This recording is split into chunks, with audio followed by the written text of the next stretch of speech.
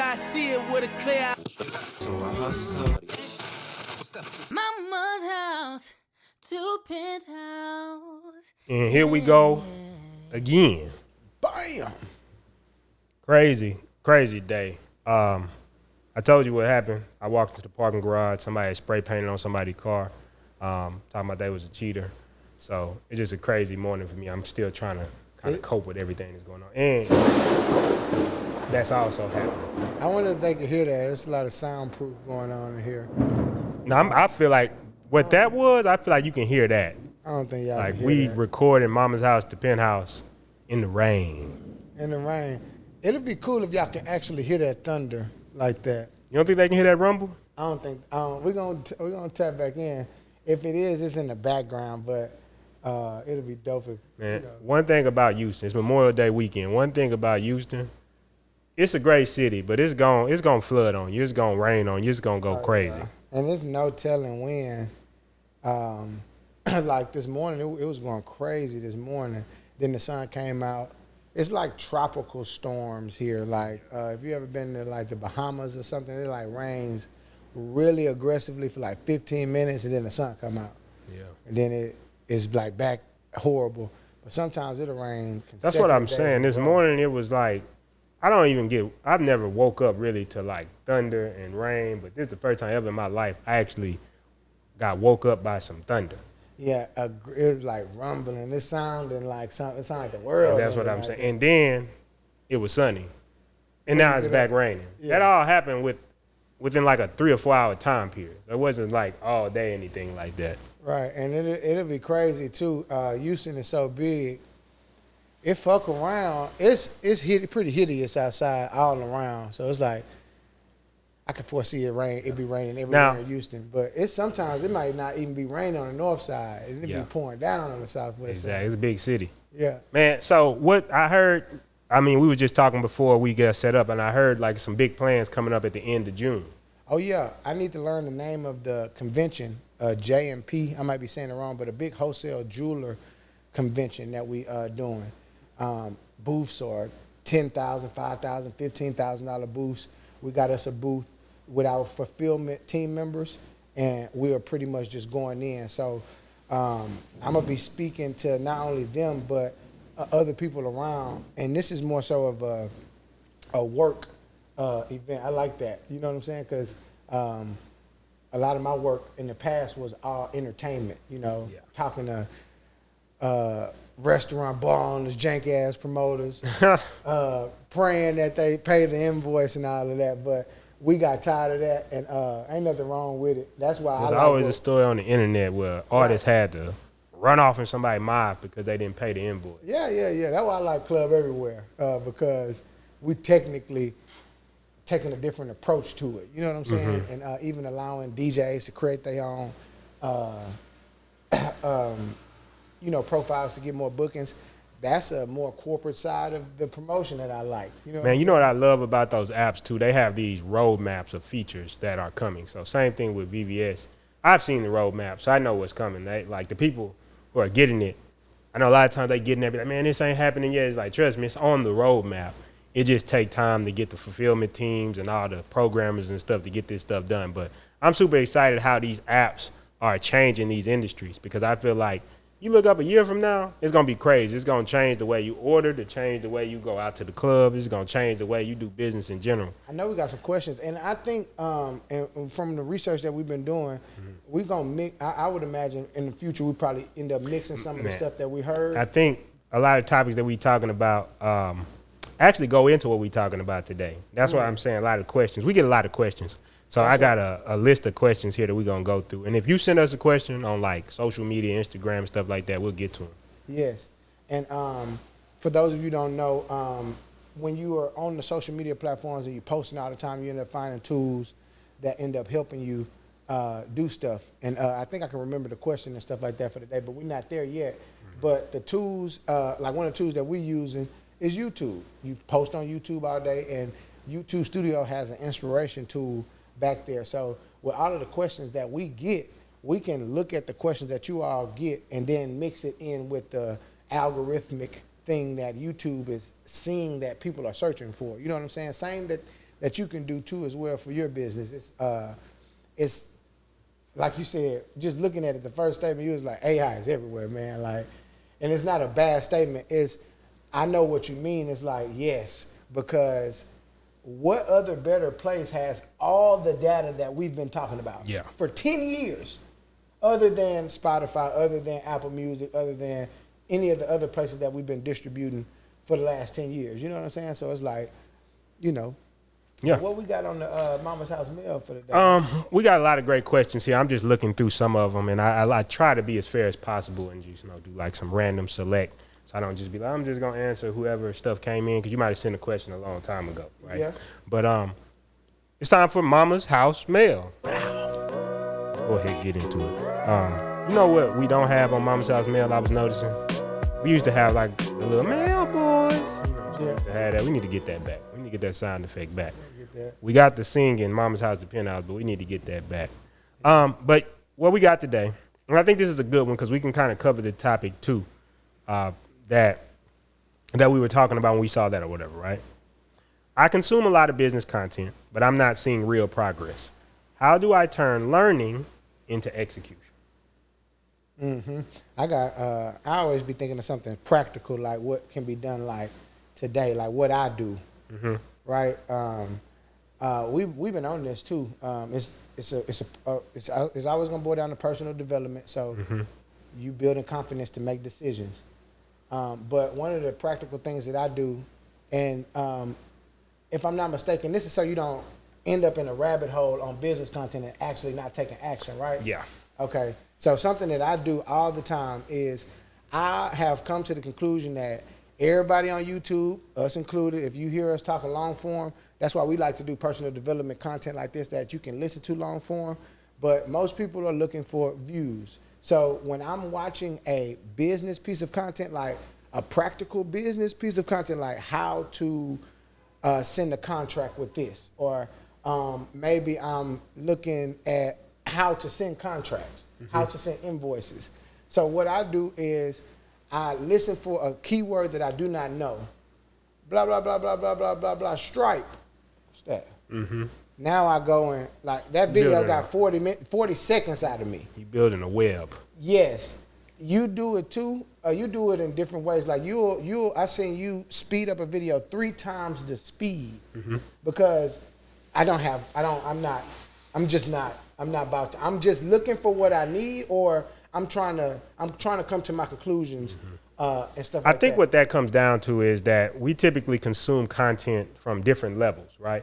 So if I'm going to a piece of content, I'm looking for something practical that I need done right now. Like, I'm in this program, I need to learn how to do this. I'm not sitting there watching a 15-minute build up about your backstory when you were young and you got into software programming. And I'm sorry, I'm not. I'm pretty sure if you trying to just figure out how to change the settings on the camera, and then you came to a video of me and I'm on there, well, cameras was my first love. Let me take you back to when I first got a camera. It's like, you just want to be like, hey, bro, you go here, turn this on, it's good. So I think that's a different type of content. The other way I think people consume content is a lot of time is motivation. And I think you got to understand when you're differentiating the two, right? We got this thing where we feel like we need to complete all of a piece of content before it's actually watched. And I think that a lot of times when you need motivation, you're looking for something different. I believe that a lot of times it's good to watch something through because sometimes you might miss a lesson or something, a deeper conclusion because you didn't listen to the whole thing. But to DJ's point, I think you just need to identify what you're watching for. You don't need all that build up if you're just trying to figure out how to send a contract in your software. Yeah. You just need to go figure out how to send out the contract, because what'll happen is you'll get caught up into the motivational, the almost esoteric aspect of business, which to me, I think today I can go down a bit of a rabbit hole why I think this develops. Now, this is going to be my pet theory. You can give your feedback on what you think of this, but I think why we even get into this thing of doing a lot of work that doesn't lead to anything. And I got a couple ideas on that. Like watching content or like going to a bunch of seminars and not actually implementing? Yeah, I think so I've been through a lot of that myself, and I think that I've come up with why that happened. So I've got ideas about, from a practical standpoint, what that means. The idea of what is I'm looking at? knowledge versus ability. Yeah. I couldn't think of it. And how I think coming from a school system has trained us to be like that. So I have a bunch of ideas about this that I'll share with you why I think this happens, and then how you can start turning that into execution. Because I think what we like to do here is start from more of what I would say the big picture view, the mindset side of it. Yeah. So mentally, if you're thinking a certain way, you're always going to behave a certain way. I could do a whole episode about the neurological levels, about how the deepest levels is identity, your behaviors, and it affects the higher levels, but we're not going to do that today. I just want to talk about the mindset, and then I want to talk about some practical things that I think you could do in order to turn that into real world execution. Now, you could skip forward to that point, but what I would say is this, is that if you don't have the mindset, you'll probably relapse later on because you didn't understand the foundational framework of why it's happening. So that's... I'm going to get these eye drops out of there. Yeah? Yeah. Okay. So you ready to crack right into it? Yeah, yeah. All right. So the first thing I want to start with is the school system. Now, typically, me and you, we've both been in school all throughout our life. Typically, the way school works is like this. You're going to go to school, and they're going to have a syllabus, they're going to have a bunch of lessons plans, and they're going to teach you a bunch of knowledge, right? Bunch. So you're going to go, however the cycles work at your school. When we were young, it used to be 6 weeks, and then we did 9 weeks, and then you had 2 9-week terms. Eventually, you took either like a midterm type test, or you took the final. High school or? So in high school is when you start taking usually maybe you had like a midterm. You didn't call it midterms, but you had like something to test your knowledge halfway through. Overall, I'm knowing where you going with, where we finna go with this. So you got all this information, you got your books, you studying all this type of stuff, and then you got to the test, the final. Who can retain the most information? Who had the best memory? Really, a lot of times. Who got the most brain dick? Yeah, exactly. Who can remember what we was talking about Thursday? And I was a beast. I used to walk into class happy on final because I was about to cook that. If I could write it down and bring it with me to the test, but they said that was cheating. Yeah. So I never was good at it. As if in real life you're not gonna be able to reference something or something. It's like you're gonna be sitting at the desk. No, you have to do it right now off your memory. Yeah, off your memory, bro. No, you remember they told us? No scribe. Remember they told us? No SOP. You're not gonna always have a calculator. Yeah, you remember they told us that? They lied to our face. Everybody got a calculator in their pocket. We got something even crazier than a calculator. Alexa, what's $3,574 times 1 million? She gave us an answer. You can't. You know it works. You know it works. So my point being is, you go through school all these years, you get used to this cadence of I go learn a bunch of information, and then after I learn all the information, I take a test. I pass the test. They give me some type of achievement. Oh, you're promoted to the next grade, or you got some stars. Anthony Robbins, he used to come to our school when we were young. So we had. Back in the day, this is going to date me, but we had the TIES test back in the day, right? And the TIES test, if you passed it with like a 95 to a 99, he would give you like a Game Boy or a Walkman. I won that shit every year, right? So this sounds good because you're good at school, but I'm telling you, this actually becomes a trap because you're getting used to the cadence of do a lot of work, take a test, somebody tells you what your progress is. Yes, and magically you've passed. Yeah.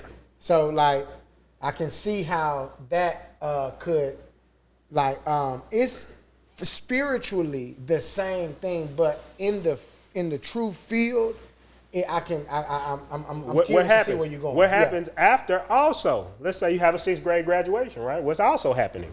Yeah, after the 6th grade graduation. Everybody's like, bro, you did it, bro. You just graduated to 6th grade. Now, in itself, there's nothing wrong. I'm not telling you don't praise your kids for going to their 6th grade graduation or anything like that, but I've always said that we have to adopt maps to get to the place that we're trying to go in life. And a lot of times with entrepreneurs, there's a different map that we have to follow in order to get to the success we want.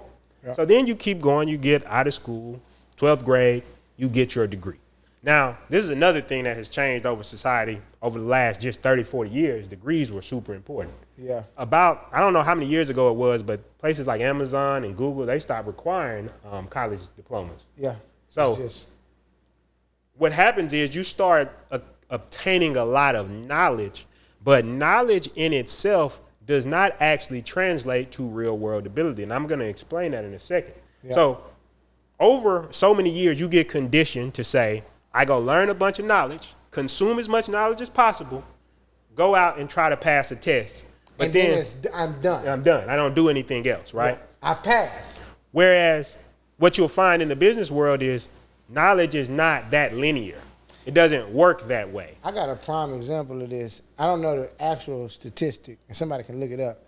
But I think they said 75 to 90% of realtors who passed the real estate test did not sell one house last year. Yeah. I saw that video too.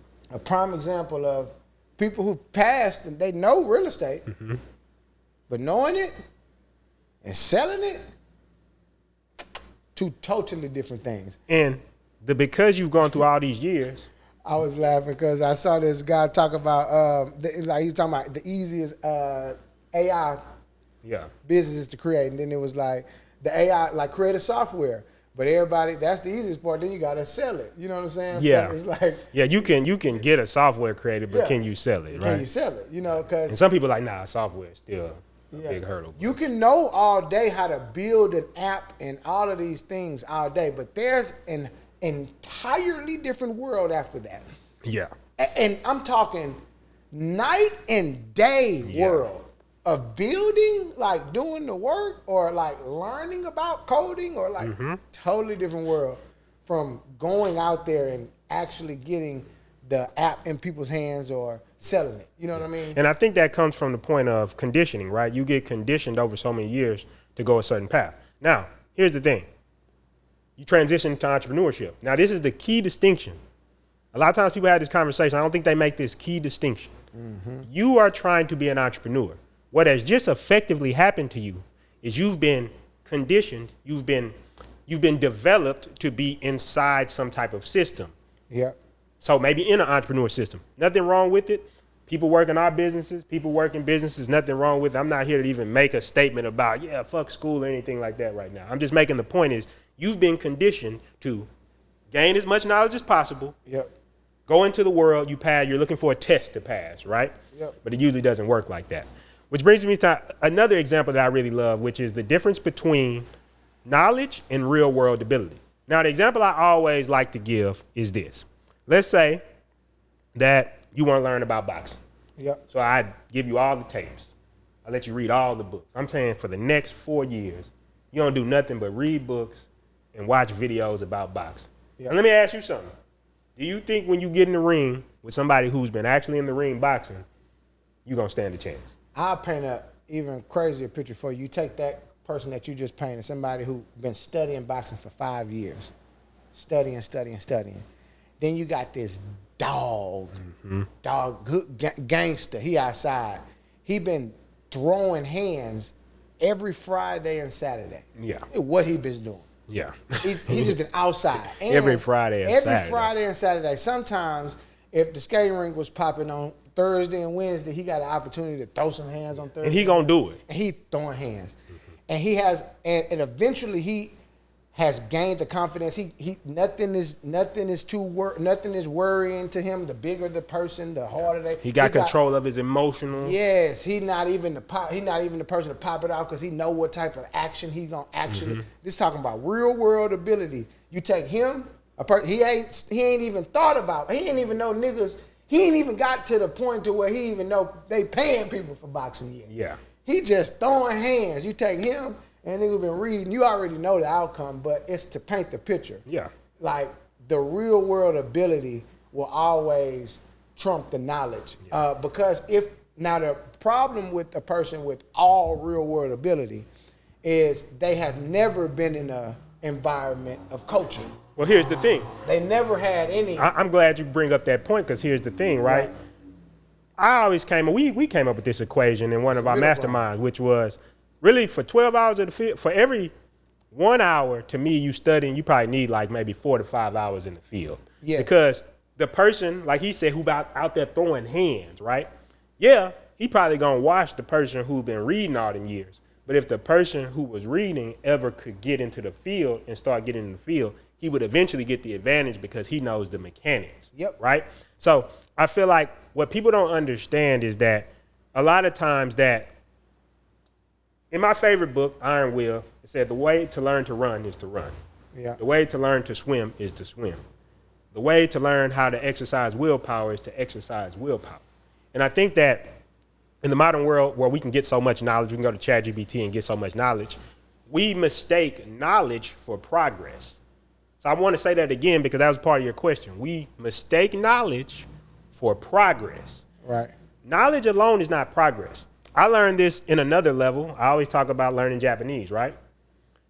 There's a guy called Stephen Krashen. He had this idea called comprehensible input. So basically, the point of it is if I'm talking about trying to teach you a language, I could teach you words. I could say, this is the word for paper. I could say, kami, kami. And eventually you get what I'm talking about because I'm pointing at this. If I say cow, cow, you would eventually get what I'm talking about, right? So the whole point is, over time, what happens is because you listen so much, and you hear it so much, and you get a little bit of understanding, you actually get better at the language. But just sitting there thinking that if you study and then you don't go listen to the language, you're going to magically understand. Thinking that if you just listen to the language and don't go speak, you're going to get better at the language. It's not going to magically happen because although you've built a bunch of knowledge, you haven't built real world ability. Yep. And you need it. Ain't no way. It's a middle ground. Mm-hmm. It's like too much knowledge, too much of anything is too much vegan food to make you fat. You know, too much of anything is always. Yeah, there's some fat vegans. Yeah, you've seen them, and it's just the middle ground. Yeah. You know, it's not all like you said. That person that gains a little knowledge. I mean, that person that was all field work and just took the time to sit their ass down for a second, and a person he gonna fly through that knowledge because he's gonna have an emotional anchor to the knowledge, right? Absolutely. I remember when like oh, this why I got hit. Yeah. He's gonna be able to anchor it towards something. Whereas when you're obtaining all this knowledge, what typically happens is you haven't launched a product. You have nothing. You haven't sat on a sales call and see when you say certain words how people respond. So when I first was learning about doing sales, I learned a whole sales structure. This is what you do. You build the rapport first. I knew it technically. I was down, but I wasn't selling shit. Yeah. And the reason was because I just looked at the rapport stage as just a step. I looked at when they said you got to command the conversation. I just looked at it as a step. Yeah. It's like I'm not looking at the actual reason you're doing this or even understanding what they mean. When I first got on there with a pitch deck and I was selling consistently, I understood when you get on there and you immediately like, hey, this is what we're going to do. That's taking command of the conversation. This is where we're flowing. You're the authority of the conversation. You're selling them something. You're solving their problems. I understood, when you get to the first part, you're building empathy through asking questions because you're understanding their problems and their concerns. What was the question again, mainly? Basically, learning a bunch of knowledge, but they're not seeing any progress. Yeah. And the whole point I'm making is because that shit is not turning into real world ability. Yep. The whole thing here is when you first get into something, you're going to learn knowledge, you're going to acquire knowledge because you don't know anything, right? But the problem is you get into this feel of if I'm learning knowledge, I'm making progress. Yeah. And because school taught you that. Yeah. And if you resort back to that, that's a great way to be in environment. Because it's a great way to be. Well, like you're going to ultimately need to make your own decision. So that mindset is just not going to cut it because you're going to have to know the knowledge. So that way, when to scale, you're going to have to pass the knowledge off. So you can't neglect knowing how to do the stuff. Well, it's not either or. What it comes down to is what I'm saying is school creates a predictable environment for you. Yeah. Here's the stuff that's going to be on the test. You know it, you pass the test, you move on, right? We're just trying to see if you know this stuff well enough so you can go to the next level of mastery, right? Mm-hmm. They don't really teach too much critical thinking, but for example, if you get into a business, we build systems. So if you're coming into the business and I have all the systems laid out, that means that you're going to come in, what you're going to do? You're going to learn all our systems, and then if you can perform the systems well, you'll do well because we've already built the systems. The knowledge part is built. I'm saying, so it's not, I'm not downplaying anybody who goes to school or anything. I'm just making the point that you've been set up for that system. You've been set up to be in a system, whether you're a government worker, whether you're working in a big corporation. That's what you've been cultivated for. Right. Then you say, hey, I want to start my own business. And what you don't see is that it's an entirely different way of thinking. Now you're entering into a place that even with knowledge, we're going into unpredictable outcomes. Yep. And those unpredictable outcomes cannot actually be learned through this knowledge. Yep. They have to be a combination of learning the knowledge and then going into the field to see what precisely you need to do in order to succeed with the business that you're doing. Yes, because a lot of things they don't talk about is like the market and they. A lot of times you don't hear a lot of people just mentioning the market changes. You cannot have some knowledge from even last week as quickly as things are moving today. So if you like, man, last time I logged in that motherfucker, it was XYZ. Boy, did you log back in that motherfucker today though? Because man, with just the way that we're moving with editing in the apps and on the websites with technology and how we got, all types of stuff, things are moving quickly. Like your favorite apps, like your TV app, like you notice how things are updating quickly. An update used to be a event. Mm-hmm. Updates used to be real life physical events because of how much it took to update. If you follow AI, it's almost every week. New AI model, new AI model, new science, new research. They just did this thing with robots, right? Mm-hmm. Robots. It's a company called Figure. They did this live stream where they had the robot like putting out packages and sorting packages, right? Mm-hmm. They did a 200-hour straight live stream to show that they could make it run continuously. 200 hours. So basically, they had a human come in for 8 hours, and it only lost by, I want to say, like 27 packages that it couldn't do better than a human. So that's right now. Keep in mind, that's early. But the point I'm saying is, you may not even know this is going on in the background. 2-3 weeks from now, it's probably going to be better. Not even years anymore. It's not like from a horse to a car. It's not from a car to an airplane. It's like a couple weeks, some new innovation. AI just solved a math problem in geometry that nobody could solve. This is how fast it's moving. I got a video using that 3D CAD designer on ChatGPT that we built, the little AI model. I'm going to go get them drops in a second. Mm-hmm. The AI model, and at first the designs was just trash. Like they was just missing. Like I don't know if y'all used to use or try to use ChatGPT when it first came out, but that year later, like now, that was like 2-3 years ago. I think now it's just crazy. It's just like now. Look at the video generation. Everything on the money. Yes, like them videos of Trump's or Trump in the Trump just talking about. We can make me talk like Trump now. It's gonna look like me talking like Trump and shit. Is nigga Trump, nigga. Yeah. So while DJ goes to get the my drops, I think what we should shift gears to is talking about what are some practical ways that we can actually become better executors. And I know DJ has some ideas about this. I can tell you I definitely have some ideas about this, but the whole point is understanding this before we move forward. First, you have to understand if you've gone through the roadmap of I've been through school and I'm gonna get enough knowledge to somehow pass some tests, throw that out. You're an entrepreneur, it's a different way of thinking. That's all you have to understand as far as that goes, right? You don't have to look down on people who don't go through this lifestyle, but that's just the map that you've chosen to follow. The second thing that you have to understand is now that we're entering to this other side of unpredictable outcomes, don't throw out knowledge completely. Don't stop looking at knowledge and learning how to improve, but understand that when you get that knowledge, you're gonna have to balance that between field work. If you're learning about product development, go try to launch a product. Because when you go back to that exact same knowledge, because sometimes I read books over again. Yep. If you go back to that exact same knowledge, you're going to have an emotional anchor to the knowledge. You're going to be like, oh, that's where the conclusions come from that are going to actually move you forward. So those are the first things I would say before we get into something more practical. Yeah. What you about to say, D? You will hear people saying that, man, I didn't even see this in the book last time. Yeah. It came from field work. Yeah. You didn't do it. You never, what could you have connected with? Every time you read a book, the book doesn't change, you change. Yep. You're different. That's why a whole new conclusion will be there. That's why I like the middle ground of absorbing some information, doing it. Absorbing some information, doing it.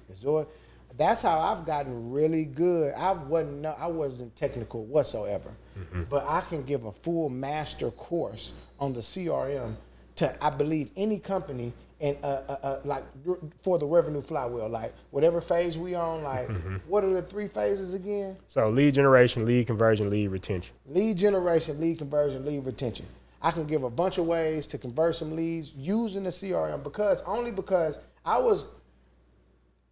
I can think of is lame. Like think of a horse that can't walk. Like a lot of people feel lame with something because they can't maneuver it and Used stuff it like in that. the old school way. Yeah, right. the lame ass nigga. But that's if you don't know where lame come from. Lame mean you just unable, nigga. What are you doing? I think of a horse that just can't walk. Yeah, it's like we hauling bail, bro. It's like, all right. But yeah. But yeah, so I mean, I think that's the first one, though, is what he's talking about, right? Is understanding the balance. Now, what I like to do in these situations to get more practical is give myself real targets that I can track, right? So for every, say, 2 hours that you watch some content, some business knowledge, take that knowledge, and this is how you get a little more serious with it. Take that knowledge, talk about what you learned from that knowledge and what you're going to execute on that knowledge in the next 72 hours. Right. This is how you get extremely serious about seeing, is this stuff going to work? Now, you're not done yet. You can even do something today, like even like that thought, like what he just like. I'm about to write down. Because a lot of people are going to skip this. Yep. That's one action. Even if you can't do nothing else other than write down the things that I need to do for this. Okay. That's still progress forward. Yeah. Well, you're changing your thinking. Yep. Now, here's the thing. Here's the key. You're not done when you write down what you got from this knowledge and what you plan to execute. Also write down what you expect to happen. Yep. This is important because once you write down what you expect to happen, you're going to go to the field now. So you've done your 2 hours. You're about to go to the field. You're about to try it out. Now, when you try it out, what's going to happen is you're going to get some feedback. You're going to do it after action, and you're going to say, this is what I expect to happen. This is what actually happened. And then write why you think it happened. By going through this cycle over and over, what's going to eventually happen is you're going to build a internal database of why things do and do not work. And you'll eventually arrive at something that consistently just works. Yeah. Because you know everything that don't work. So Yeah. you kept trying, you kept going back in the field, and you kept going. So now you have this process that works. Yeah. Because I think, and this is something I learned recently about success criteria. And you had to go to the field. You couldn't have, nobody on YouTube. That's what I'm saying. It doesn't exist. This is what I've learned about adding success criteria to tasks. It may seem like a simple thing if you've been out there a long time, but success criteria changes fundamentally when you think something is complete. So a lot of people say, I'm not making progress, right? So if you go watch a video to learn how to make a better funnel, right? When do you think you've actually applied this knowledge? Yeah. You think it's when you finish watching the video, when the video ends? Do you think it's when you finish the funnel? Or do you think it's when you feel confident that you could build a funnel and actually make somebody purchase through it? You've actually got an actual purchase. You see what just happened? If you think of it that way, you've completely changed the way you're going to approach all your knowledge because you're looking to get some type of result. This may sound selfish to some people, but ultimately this is what you're going to knowledge for anyway, right? If you watch a video like this and you say, man, I'm having trouble, but the execution is not working, right? Then I'm saying, well, the reason we start on mindset is because first we have to attack, well, this is why you probably like this in the first place. We all would like this. I was like this. I thought if I get a pat on the back because I can tell people I've read 5,000 books, right? It don't mean nothing. Doesn't mean you're going to be successful. It just means that you've read a lot of books. Now, if you can then add execution to it, you tend to go a lot faster. But looking back, if we can take this information and say, I'm getting this information, this is the result I would like to get from this information. Then even when you go back to the information after it doesn't work or it fails, you're probably going to read it again and say, I missed this part. I didn't see this part. Remember the black guy with the bandana? He was standing in front of a trailer home. It was a viral video. And he said, you got to think big, bitch. Yeah. You got to think big, bitch. Like, you got to think big, bitch. Mm-hmm. Like, that's what I hear you saying right now. Like, you thought after you finished the video, you was done? Yeah. Oh. Well, you're looking for a pat on the back. Because You the looking thing for is, an A? when I used to, this is what I'm saying. You want to bring a report card home? Exactly. As an adult? When I used to do that, and I go on summer vacation, Nigga, I just you cook was school. It's like everybody praising me. You got A's. He's smart. He's smart. Little did I know when I wanted to be an entrepreneur, that was going to be a detriment. That's why every entrepreneur that you see is always talking about how they was trash at school. That gave them an advantage. They already knew, like, man, I wasn't going to be good at learning all the knowledge anyway. So shit, I'm just going to go out there and take some action. Yeah, that's all you got, Jack. All you can do, you'd already know. First, before I even dove into the internet, I was one of the niggas that would tell you, nigga, I ain't even have a comfortable bone. What you used in my to always body. say? You ever watch this show? I was outside. Nigga, I never, nothing on the computer. You ever play that video game? Only time I got on the computers was for games like funnyjunk.com and all that shit, and I was a social person, so I would Like get on MySpace, MySpace. I was that. popping. Everybody would go shopping for girls on my feed. This was before our algorithm was invented. Yeah. So you would land on some shit, and I pray to God this bitch is in town. Before Facebook was even a thing. This is MySpace days. You niggas. They young, like, God man. damn. Y'all young. Black Planet, if you really, You know what I'm saying? Y'all need to grow up a little bit, man. This MySpace days. But You ain't beating that one. But that's all I'm thinking about. Yeah, for sure. And I think that's the whole thing as far as understanding that about the knowledge and the ability and stuff like that. But ultimately, what I'm saying here is if you're thinking different, you're going to approach all your knowledge different. Your success criteria will be different. If you're thinking big, if you're thinking like... Well, I think of it like this. And this comes down to until I got some people coming. Exactly. So the second thing I'm going to say is we talked about how to take all knowledge you get and make it more useful. The next is how do we set tasks that actually progress us and move us forward? This is setting success criteria. Now, I put a specific way that I like to think of success criteria. All it is from a technical standpoint is what can we do that we would all agree that means this task is done. Right? I got an example. So with anything, if you say, hey, I need to go to the store, right?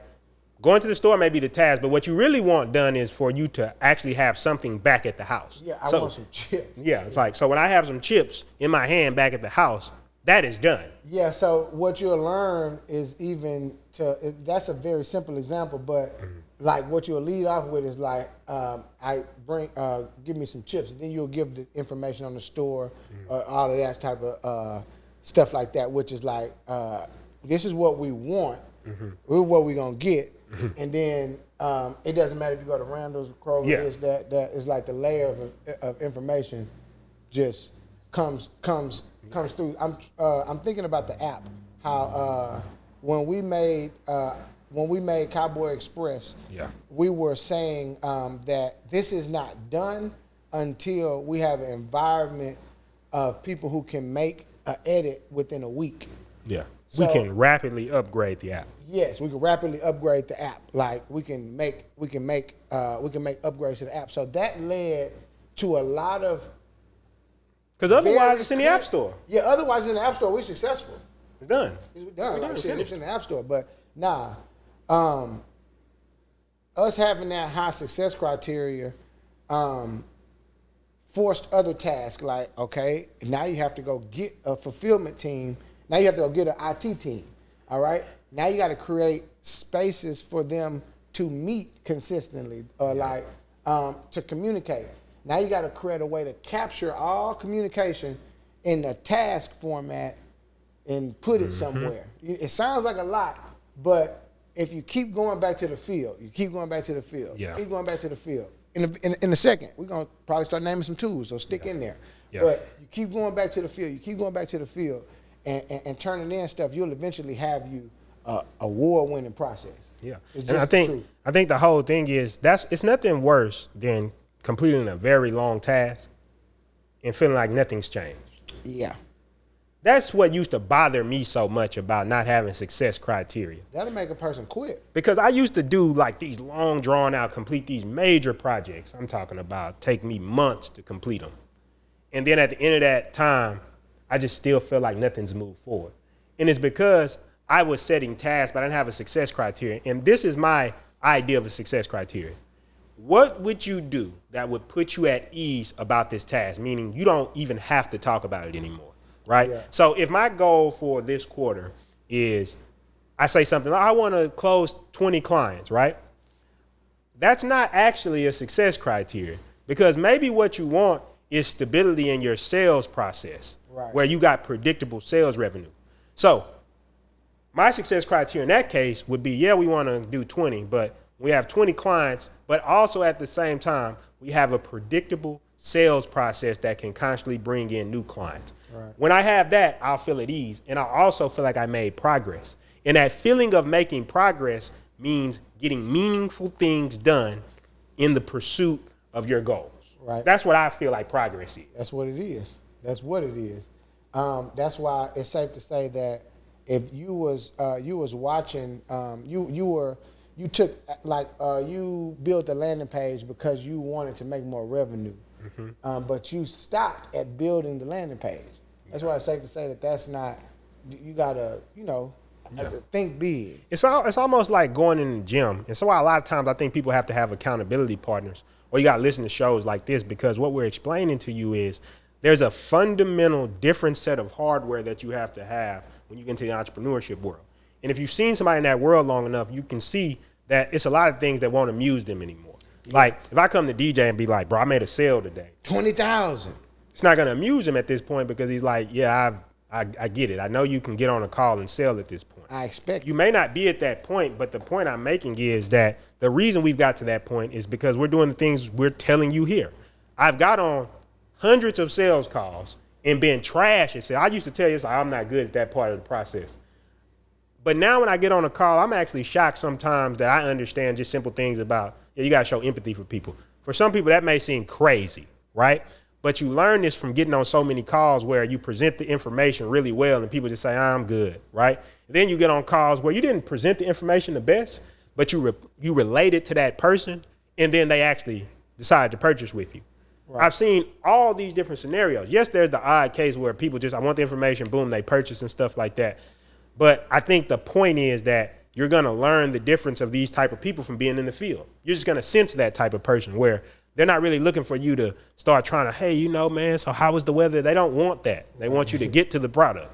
And then there's the people who, yeah, man, they want to get warmed up some before you actually sell to them. There's just a difference. But how could I teach you that I can't teach you that in a video. The field teaches you that. Yeah. I'm thinking about even sales reps. Like if a better statement right now where we're going towards with our sales team members, we're training them and everything. We say, Prinston says like, the trainer this week has increased the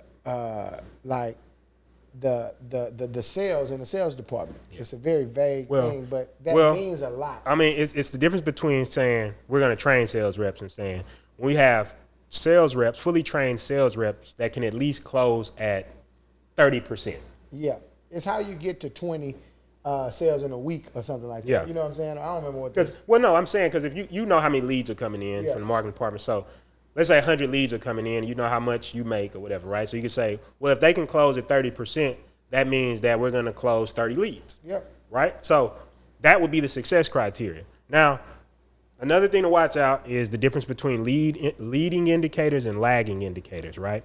A lead indicator is something that you can control. So I can't necessarily directly control how many people close, but if you can get them up to a certain percentage, you can control how many leads you bring in, because that's usually just more ad spend, right? Once you got a good offer, it's usually more ad spend. So if I know that a leading indicator is that I can generate 120 leads, or I can put out enough ad spend to where I'm probably going to get 120 leads, and then I can train my reps to close at 30%, because 30% may be low. The point I'm making is the success criteria from starting with a brand new rep might be like, hey, just get them to 30%.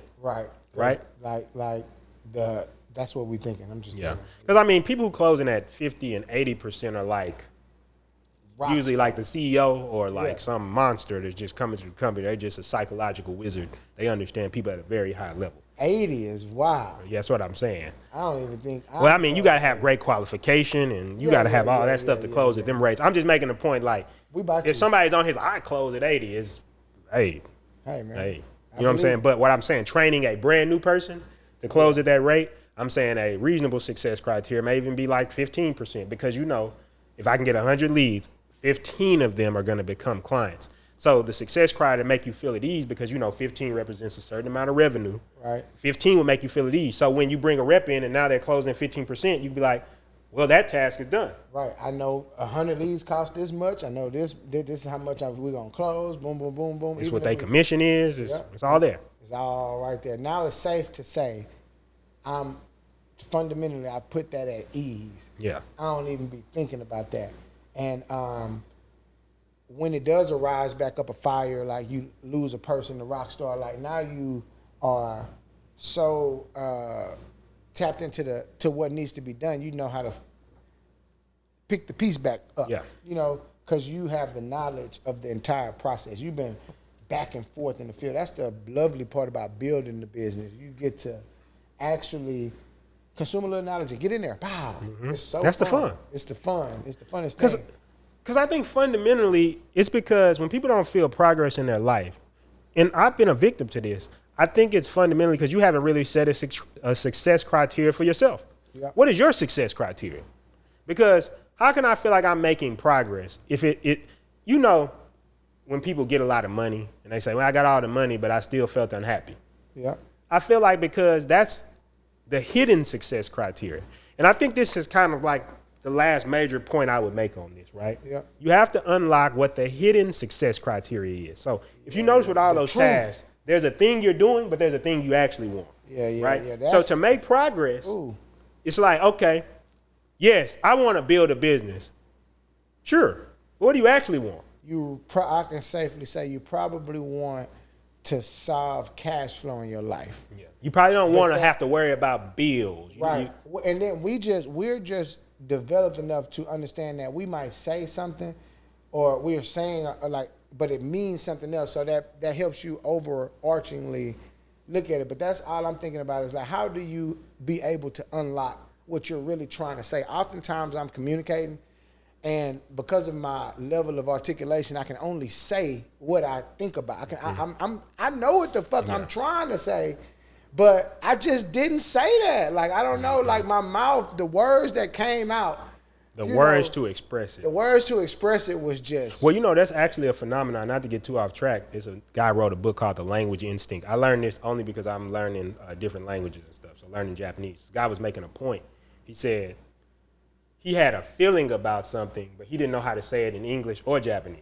Yeah. And he said, whatever that is, that's like the language instinct. Whatever that is you can't express. Yeah. That right there is what a lot of people struggle with. Yeah. And the whole thing is, I think that we got to get a better vocabulary for ourselves. To your point. Yeah. Because you get stuck. Shit, you know what I'm saying? That's really what it is. Well, no, I know the thing is, and from my perspective, I think it's that sometimes people can express what they want, but they're scared to articulate it because of judgment.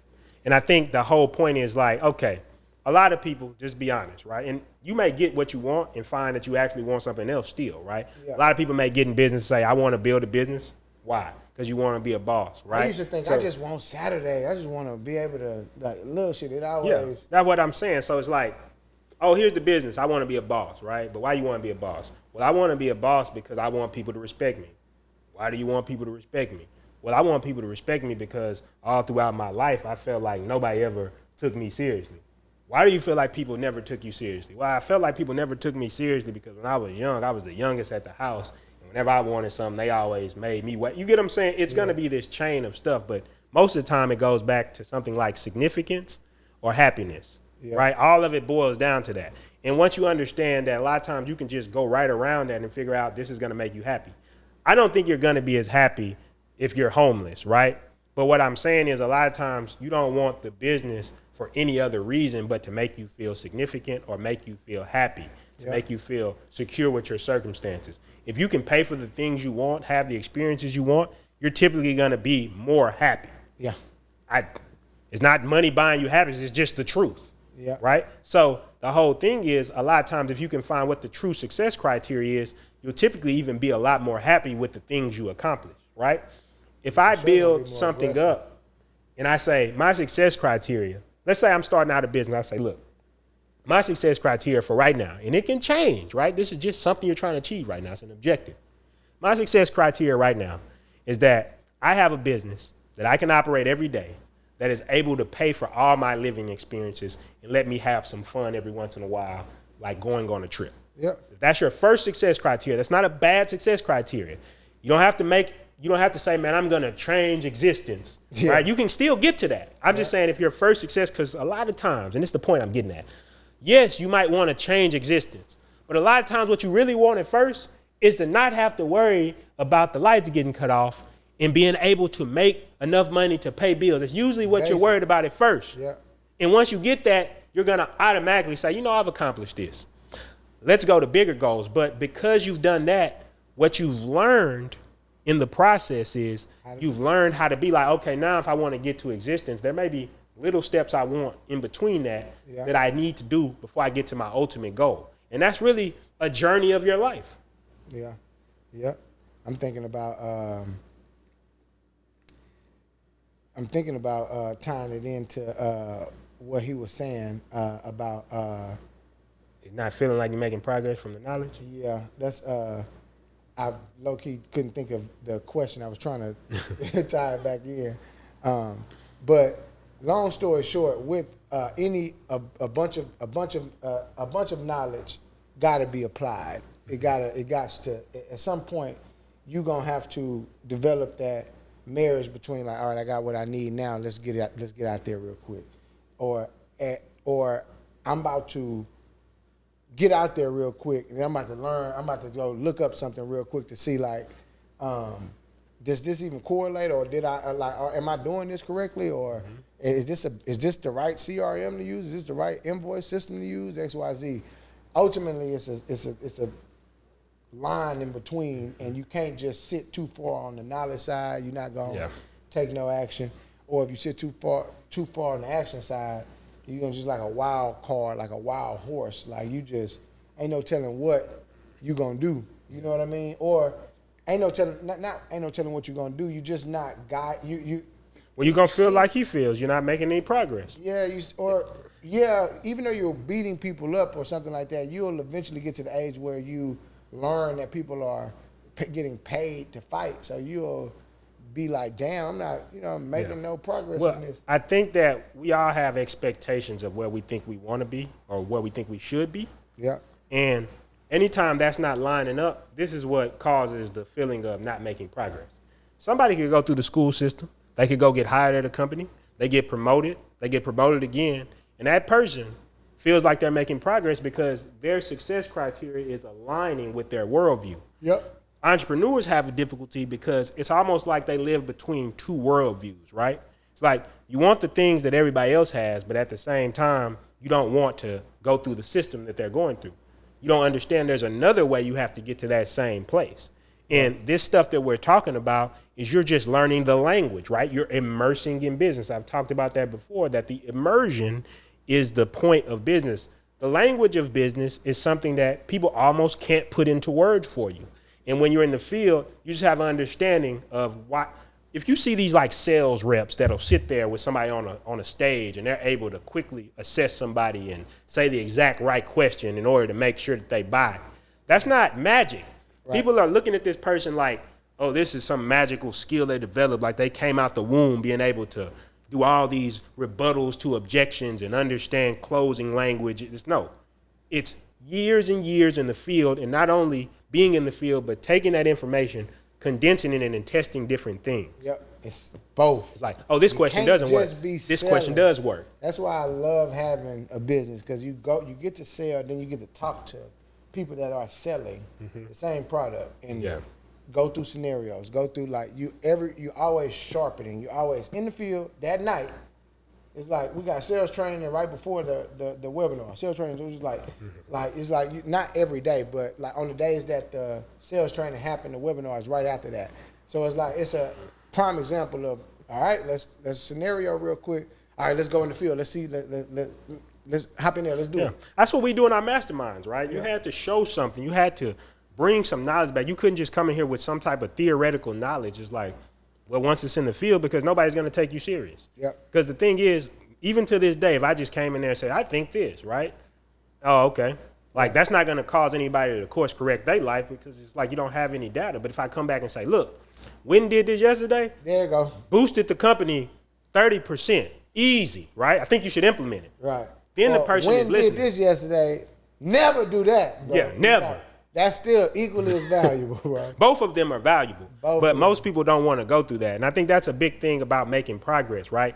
It's these shadow beliefs, these shadow parts of your mind that you don't see, that you actually want to accomplish that you don't accomplish. It could be things like, well, you're scared of making mistakes like we talked about. We didn't had some major mistakes in our journey, but those things taught us stuff that later on down the road really helped us to be more successful in the future. And I think that's ultimately what we're getting at when we talk about this process. Your community plays a big part in it too. For when you do make a decision that's wrong, it's not like how we both just agree. Like that's still valuable. Like I remember being in you was in a friend group before and like everybody waiting on somebody to fuck up so they can so they could talk about it. apple slide. Even just like the Apple nature Jacks, of like- young nigga shit, right? Like be spite. You know, you just waiting on somebody to fuck up so you can downplay. Be spike. You just downplay them or like nigga said, be bitch, like Yeah. or like yeah, it's just the community you waiting Remember on. be spike. Yeah, but imagine being in a community where when you fuck up, It's praised. he praises you. So Because think every about time essentially what you've done. Yeah. You brought us new knowledge. Yeah. You brought us something that we can apply to be successful. but think about all the do you remember the friends you used to play B Spike with? Well, kind of. No, you probably don't no more because Like nigga, that's I feel like I remember yeah, like vaguely. I kind of remember who I was playing B Spike with, but I for sure can't just Remember pencil break? Pencil Break is cool. No, but- I'm just saying. I just think about all them games we used to play. Yeah. B Spike is like a prime example of what we talk. Like this is a prime example of an environment that is non-conducive to like. It's not really gonna help you. Just in case, Yeah. I'm gonna just say, just in case you don't know what B spike is. Yes, because Just in case, B spike is basically you used to have this. They had different ways you used to have to like get in. Extreme niche hood game. But yeah, what was the ways you had to? You get had in to like on? do a thing like you had to like twist Yeah, it or was something like to get in, something and like that. then, and then if you wanted to get out, you had to like everybody had to like beat you 10 up. But seconds, yeah. but it basically is B spike is you couldn't say B words without saying spike. Yeah, so if So like you said- Brittany said, bah, bah, bah, bah, Yeah. You had to spike. Who Like, you was with yesterday Yeah. though? Like I was you, with you Bobby. forgot you logged Yeah. in. You logged in yesterday. Yeah. You logged in yesterday. Niggas done went to sleep. Niggas done rode the bikes. Niggas done ate. Bike, boom, boom, boom. It been right there. Bike. Yeah, see, right? right Like, there. oh, damn, you get ate up. You're like, Yeah. what I say? Yeah. And then it wasn't nothing. I don't think it was even a rule. If a nigga just start wailing on you, he thought you said something. It's like, No, I think you get the lick back or something. yeah, it was something. I remember. But I'm saying bad that was, environment. But that was a thing. It was based around. It's a good example because it's based around the whole things most people grow up in is around. You made a mistake. You fucked up. You finna get you wailed trash. off on. Yeah, you finna trash. literally get wailed off School. Oh, you got the questions wrong. Trash. Failed. No Yeah. football. No Yeah. basketball. Like everything is based on that. But the whole thing is when we get to this level, it flips on its head. Yeah. Now, when you go into business and you make a mistake really quick, we're actually excited about that because we're like, we're not gonna make that mistake again. Yeah. Because what we're actually doing is like we're mining. So when you get into business, your business is gonna be unique. Man, everything is opposite from school. That's what I'm saying. It's unique. So you're figuring out the path that's gonna make you successful, and you have to try different things. There are general theories, philosophies, and rules, right? A funnel is a funnel, right? You get somebody on a landing page, you take them through multiple steps in a funnel. It's a funnel. It's a principle of business. Right. But how you apply that funnel, what language do you put on there? What specific advantages do you have that maybe I don't have or maybe DJ doesn't have? What sexy product? You have to test these things out. Yeah. The principle of the funnel is there, but what's on there is the testing part. That is the entrepreneurship game. And I think ultimately what you're talking about is shifting these mindsets. So just kind of recap here. It's gonna be hard to shift it if you're in an environment where if Where, you fucking up. where everybody thinks a fuck up is the Imagine- worst thing ever. Imagine fucking up in a business and a nigga just wails off on Yeah. you. Or just you And like you it's fucked up one time in a justifiable, business. But it's justifiable though. Like, damn, I Or did shit. fuck up. I fucked up. If you fucked up in a business, it's just you can't do business anymore. Like you never can do business again. Like Yeah. you forgot to send an invoice. It's over, bro. Done. That's Fucked it. up. You never can do business again in any way. Yeah. Like it's just not how it works. A lot of mistakes you make, you'll make mistakes like that. And then you'll realize I need a system so that doesn't happen. That's why you'll end up getting out that environment because like them whales, like you really damn near logged out of the business for the day. Mm-hmm. And then you just answered the phone and kind of left the phone on and you fucked up. Yeah. But nigga coming well off on you though. I'm talking about really beat the shit out you real quick. It might help. It might help. No. Yeah, no. After New a form of while, business. After a new form of business, bitch ass nigga. Fuck is you on? Hey, where that invoice? Where that man. just get the stealing out of that nigga. Damn. But I guarantee Sales are up across the board. But it's gonna be hard to retain people on that shit. As grown people, bro, no, bro, you're not finna. You come in the house, you beat up. Honey, what's wrong, man? I missed 3 invoices today. Look like it too, Jack. Damn. They all got a hold And then of she it. get the Bitch ass nigga. this shit right. That mean, nigga, we ain't getting no money. What you doing tonight, nigga? We ain't going on that trip you promised me, fuck ass nigga. Nah, I like that. This how though. you save the world. B-Spike gonna save the world. B-Spike just saved business, Oh, man. nigga. You say That something. shit crazy. Man, but I wish it was a couple people we could have B-spiked with. But no, On some business. On the business Yeah. shit because, but that environment, I understand it, because but man, see, and I know we're wrapping up, but like, I know I'm as sharp as I am with people because of my environments growing up as kids. Yeah. You gotta understand. everything got some advantage to it. Whoo, you gotta understand. Man, I grew up with some of the most infamous choppers, like people that's just going off on your head, just Yeah. and you gotta stand up in that shit. You done got chopped on. You done had to fight some people. It's brutal as a young nigga. Everything has an advantage. Yeah, it's brutal though. And I think that's why a lot of times you grow up in environments like that, you typically have a lot of social intelligence, understanding like social cues, social skills, because every time you made a mistake, you go talk to a girl and she rejects you harshly, like you about to hear about that shit. Damn, G. Lame, man. Yeah, it's harsh. I can't even really remember it. Like it's harsh. Yeah. You know what I'm saying? It's harsh. And it was you learn that, like, all this stuff goes back to the conditioning you learned when you were young. And what we're saying is you have to shift out of that because entrepreneurship is like completely different. That's why so many people can't succeed, because they're coming from the regular conditions in society. What you're talking about, people who always emphasize your mistakes and your losses, like they're coming from that. You coming from an environment where, like, in order to be, niggas would get beat up for wearing Shaqs. Shaqs don't believe it. Yeah. But nah, bro. Like, for sure. Nah, for real. Yeah. You pulled up Starberries or Shaqs. You pulled up with a chili bowl. You getting wailed off on. You made a mistake, nigga. Yeah. You pulled up to like Worthing, Welch, Ike. Nigga, come on. No, bro. You can't do that. That's why but those people who made it through that, some people stood up strong with their Starberries on outside in middle school. Well, you learned a valuable lesson. You in middle school, people didn't really know how to react to that, but then in high school, you'll start to learn, like, oh, it's people for everybody. But then in college, you really start to learn it. Like, people who was gothic in high school, like you thought they wasn't going, but when you got to college, it was like droves of people that rage. Because all those people come from those different places. Even so much, I don't go into another environment like, man, it's enough people to where you're not judging a nigga. I think ultimately what you said about environment plays a big point. So I think that, because I was about to wrap up, but then I think about this last point is just the importance of environment. We've talked about this pretty much every episode this season. And it's just, I think it's a big point. Like, you're not going to feel like you're making progress, because I think that what your criteria for making progress comes from those environments, right? Yeah. Some milestone has to happen for you to make progress. Like, you have to get a car, right? But then when you get the car, you don't really feel like you made progress. You get what I'm saying? You got to get a house. You got to get a car. You got to get this type of woman. You get what I'm saying? You got to hit some milestone to feel progress. For other people, usually, to see that you're succeeding. Because other people, just like when you got your A's, you had to go show your mom or your dad or your family or your grandma. When you got your graduation, you wanted people to like, I just graduated. Like everything was the success criteria of what other people wanted, right? Mm-hmm. And I feel like there's this hidden success criteria that's sitting right below the surface. That's what you actually wanted that you're never going after. So a lot of times, even if you did get out there and you grinded and somehow figured it out and made some progress, you're still not going to feel like you made progress because you haven't set real success criteria for yourself. Right. And like you said, it comes down to your environment.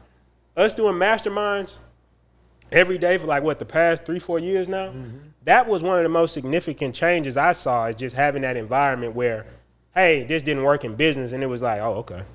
Yeah, that's good because now this, I've been trying this. Well, maybe you should try this. And I might try that. Right.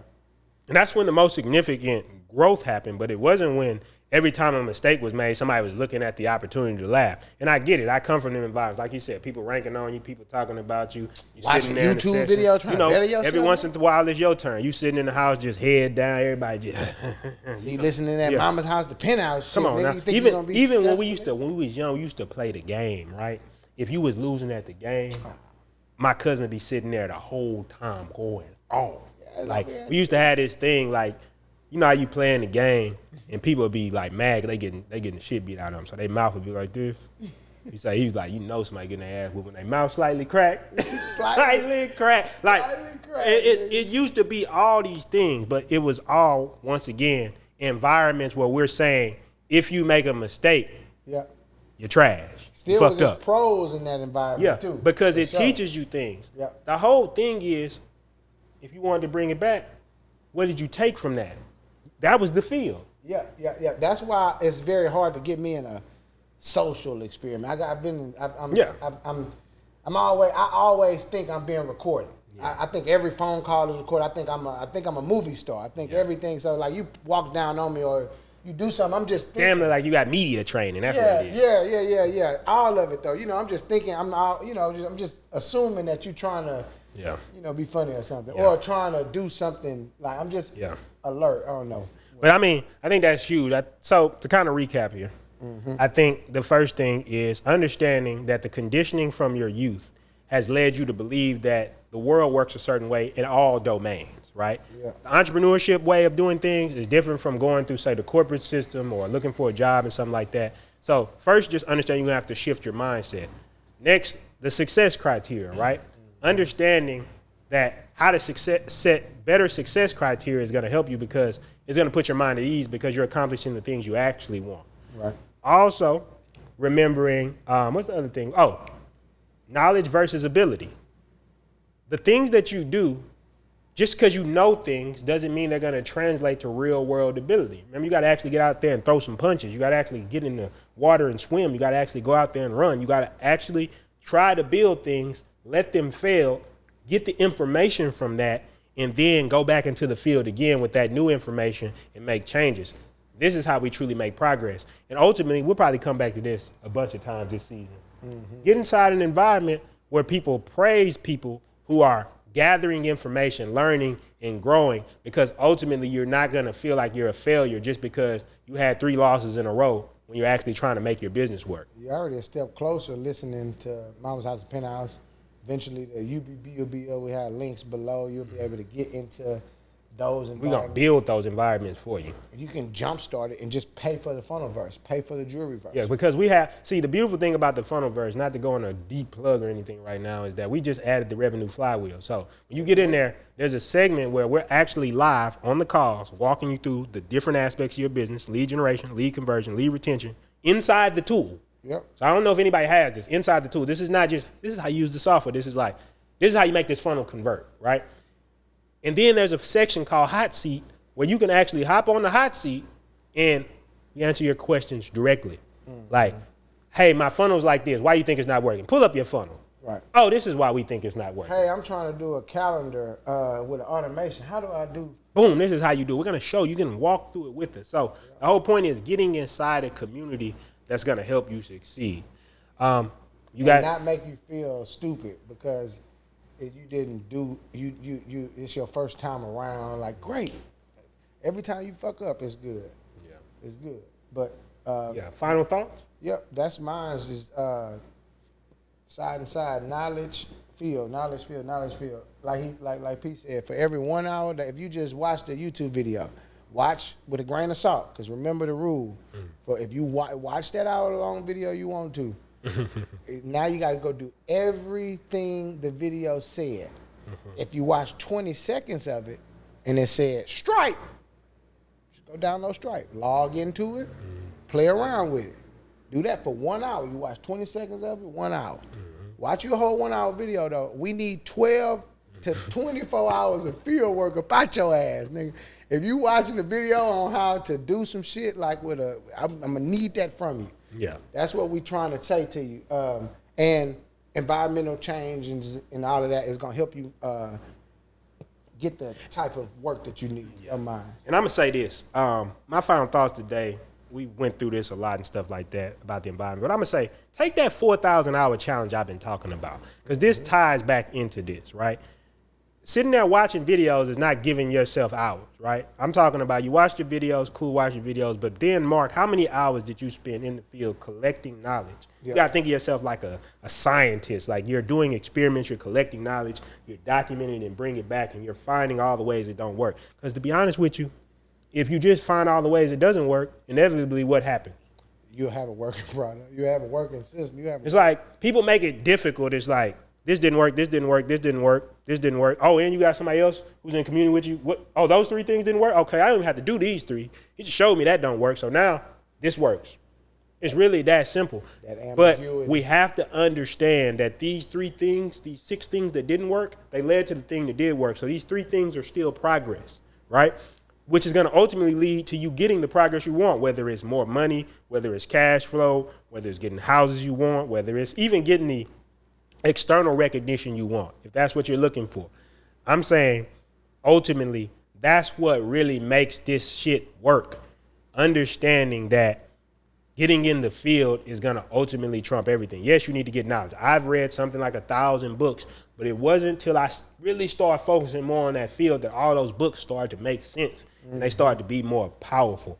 And if you do the same thing, if you get out there and you get your knowledge, but then you say, man, I'm going to emphasize the field, you slowly see that all that knowledge you learn is going to turn to something practical that's going to give you results. You want to tell them where to find you?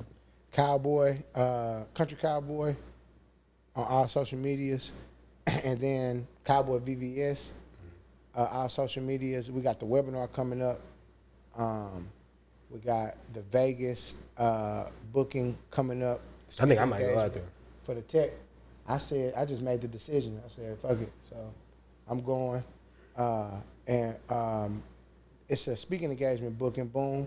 And then we're gonna do something at a nightclub out there. We should do Mama's House at Penthouse from Vegas. I am looking for Vegas podcasters. I want to sit down and do any type of interviews or success podcasts like this. I want to go and talk to somebody on a big time podcast, and I have my pitch deck, my EPK electronic press kit.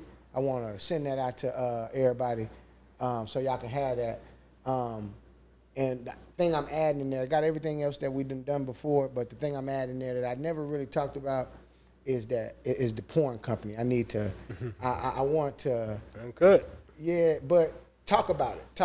I need to add it in the story, because I know eventually we're going to. It's the real you. Yeah.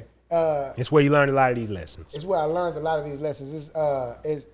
And I'll talk all in depth about the porn, if I did porn or not, all that. You figure out in the documentary. Like, I want to talk about, I want to do that documentary, but first I can promote it by just talking about, not the whole interview. We got a lot of shit.